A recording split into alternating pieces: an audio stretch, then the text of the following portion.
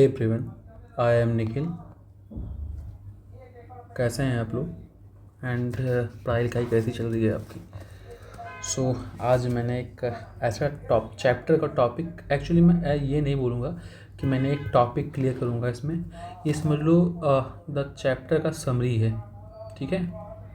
इसको अगर आप देख लेंगे तो आपको चैप्टर का एक अगर आप इसको पहले देख के क्लास में बैठते हैं तो काफ़ी अच्छा बेनिफिट मिलेगा।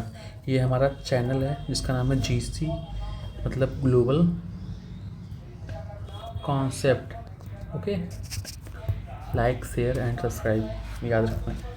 इसमें मैं आपको एसिड बताऊंगा क्या होता है, बेस बताऊंगा, और ये थोड़ा यहाँ पे गैप रहेगा, और साल्ट बताऊंगा, ठीक है। एसिड क्या होता है, देखो जब इसको आप पढ़ के क्लास में बैठेंगे तो एक अलग लेवल की ही अंडरस्टैंडिंग आपके मन में रहेगी, आपके दिमाग में रहेगी।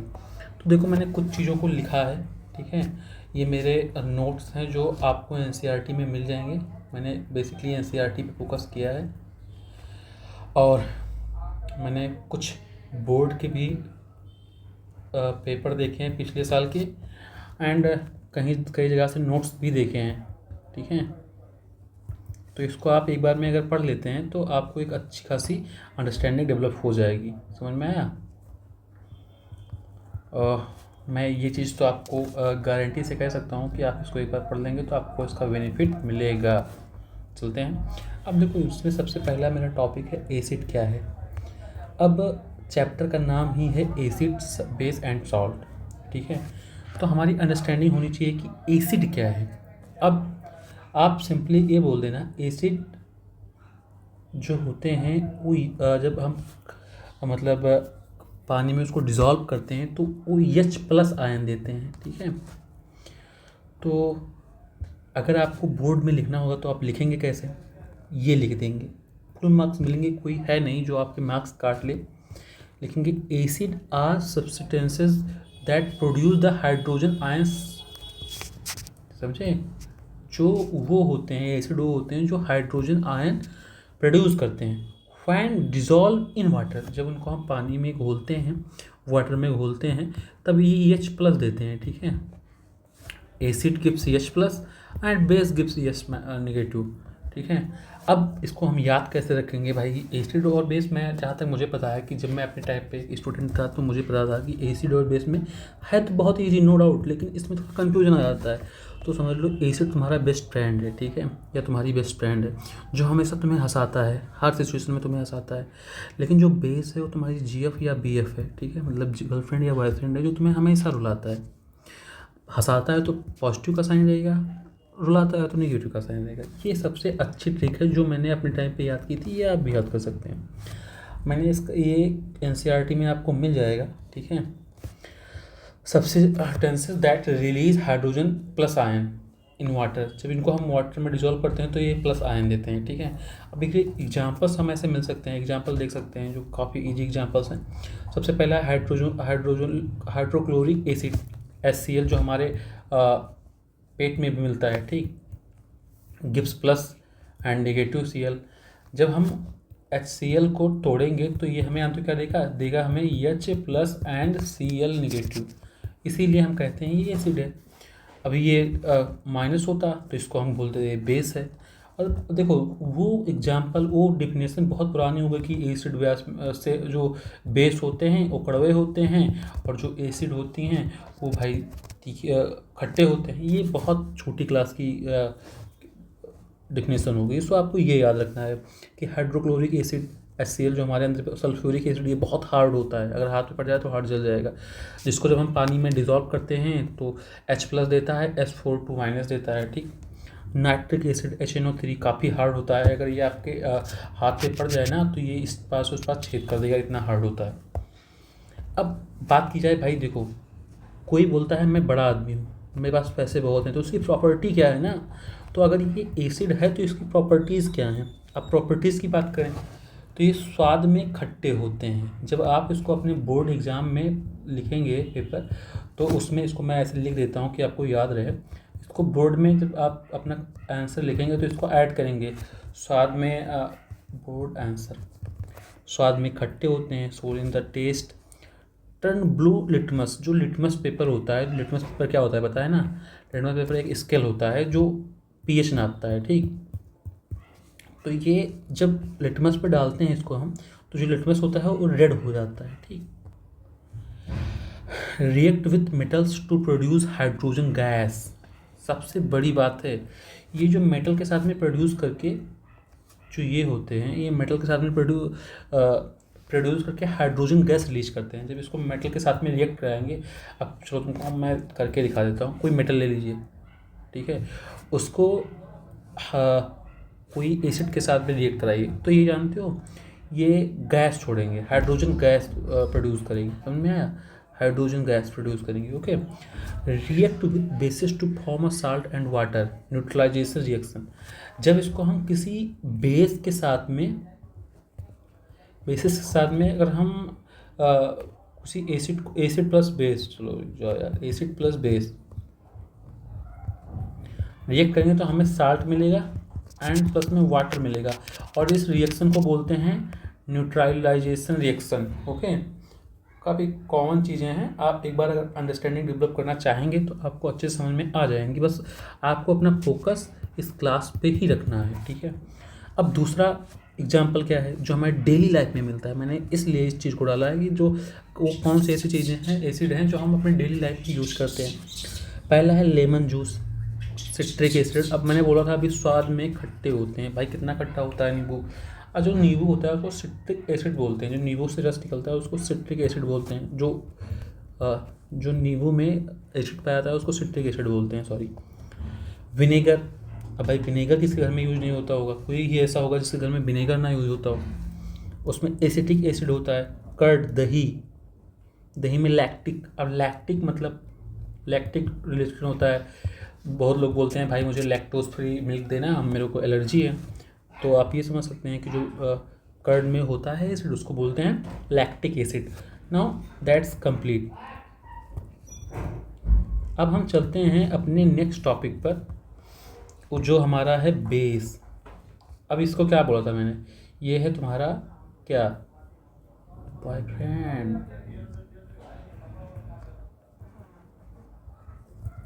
या गर्लफ्रेंड, ठीक है।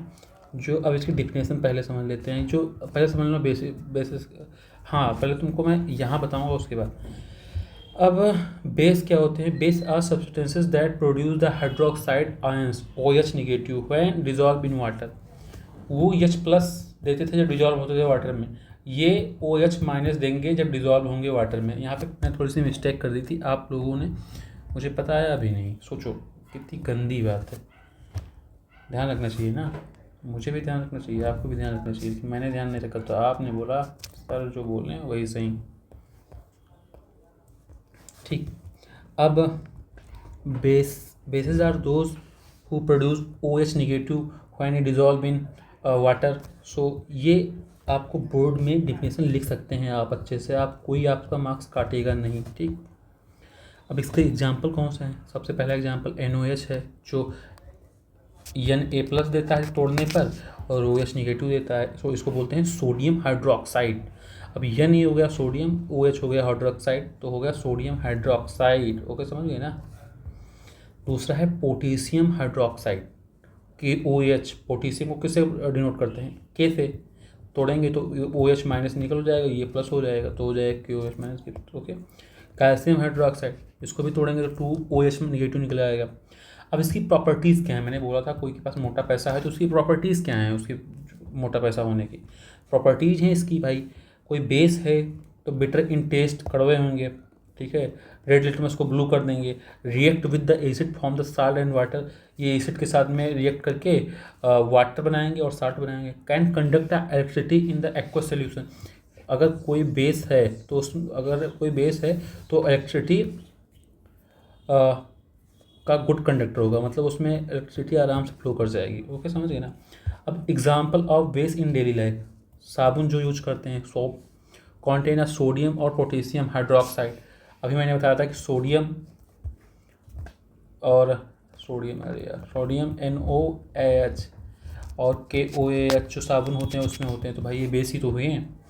बेकिंग सोडा में भी काफ़ी अच्छा मात्रा में वो होता है क्या, बेस, सोडियम बाइकार्बोनेट बोलते हैं NaH। इसको यार याद रखना, जब आप कोई बोर्ड में लिखेंगे ना आंसर में, तो कुछ अलग ही उसका इम्प्रेशन जाएगा उस पर एग्जामिनर पे। बाकी lime water, calcium hydroxide, lime water को कैल्शियम हाइड्रोक्साइड बोलते हैं, इसको याद रखना। अब देखो, जो मैंने चीज़ें तुम्हें बताई कि जब इसको आप पढ़ के अपने क्लास में बैठेंगे ना, आपको आपका टीचर अलग ही दृष्टि से देखेगा। ओके, अब बात आ गई हमारी सॉल्ट पे। अब सॉल्ट क्या होता है? अब अगर इसको भी मुझे बताना पड़े कि सॉल्ट क्या होता है ना, डूब मरूं मैं पानी में, हर कोई ऐसा घर नहीं होगा जिसमें सॉल्ट नहीं होगा। अब मम्मी से जाना, आज ये मत बोलना कि मुझे सॉल्ट दे दीजिए, बोलना मुझे मम्मी थोड़ा सा मुझे NOH दे दीजिए, ठीक है। ये मत बोलना नहीं मारेंगे, ये कुछ दूसरा ही होता है। बोल देना Na दे दीजिए, सोडियम दे दीजिए थोड़ा सा, या आके जाके बोल देना थोड़ा सा मम्मी मुझे सोडियम दे दीजिए। A salt is a chemical compound form है ना, acid react with the base. ये बोलता है जब एसिड जो होता है वो बेस के साथ में रिएक्ट करता है, तब हमें मिलता है वाटर प्लस सॉल्ट। समझ में आया? इसको एल्कली सब्सटेंस भी बोलते हैं, कंपाउंड भी बोलते हैं। तो ये थोड़ा सा याद रखना, इसको अपने जब बोर्ड में आंसर लिखना तो उस थोड़ा सा डालोगे तो उसका एक गुड इंप्रेशन पड़ेगा, ठीक है। This reaction is called the neutralisation reaction. इस रिएक्शन को क्या बोलते हैं? देखो, ये अगर ना भी पूछे तो ये लाइन तुम लिख दोगे ना, बोल जो वहाँ का एग्जामिनर होगा बोलेगा लौंडे में दम है भाई, तो ये जरूर लिख देना। अब अगर बात की जाए इसके एग्जाम्पल की कि कौन से कुछ एग्जाम्पल दो, सबसे बड़ा एग्जाम्पल है HCl hydrochloric acid, NOH sodium hydroxide, NaCl sodium chloride, common salt. देखो हाँ, देखो ये सब चीज़ें हो सकता है MCQ में आप पूछ ही ले, which substance known as a common salt, तो NaCl याद रखना। अब इसकी फॉर्मेशन कैसे होती है? अभी मैंने बताया था, salt are form by the replacing one of the more hydrogen ions H+ of the acid with the metal ions और द एमोनियम आयन, ठीक है। ये सब पढ़ लेना, ये मैं ज़्यादा कंसिडर नहीं करूँगा। एग्जाम्पल क्या है? ये एक हो गया एसिड, एक हो गया बेस, जब दोनों रिएक्ट करें तो एक ही होगा सोडियम सल्फेट बन गया। सोडियम सल्फेट तो नमक ही है ना, 2H पानी यहाँ पे निकल गया, पानी निकाल दिया हमने तुरंत। अब देखो हमारा लेक्चर यहाँ पे ख़त्म हुआ। इस लेक्चर को रिवाइज करना, अगर मेरी बात मानना, ठीक है, 1-2 बार देखना, लेट के देख लेना, ओनली लेट के एक बार देख लेना। ये आपको जब क्लास में बैठ के आपका टीचर पढ़ाएगा ना, अलग ही लेवल का मज़ा आएगा आपको। और जब आप कहीं बैठे हों तो इसको रिवीजन के तरीके से भी देख सकते हैं, आपको 1 ही 10 मिनट में पूरा रिवीजन हो जाएगा इसका, ठीक है। रिवीजन के लिए देख सकते हैं, एंड स्टार्टिंग में जब स्टार्ट करें तब बेसिक अंडरस्टैंडिंग डेवलप करने के लिए इसको देख सकते हैं। एक तरीके से मैं बोल सकता हूँ ये आपका ब्रह्मास्त्र है कि कभी भी कहीं भी उठा के देख लोगे, 10 मिनट में सारे पढ़ने क्लियर। सो अब मैं अपना लेक्चर यहीं पे ख़त्म करता हूँ। थैंक यू फॉर वॉचिंग, ठीक है।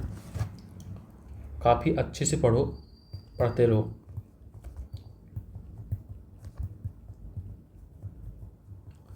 बाय।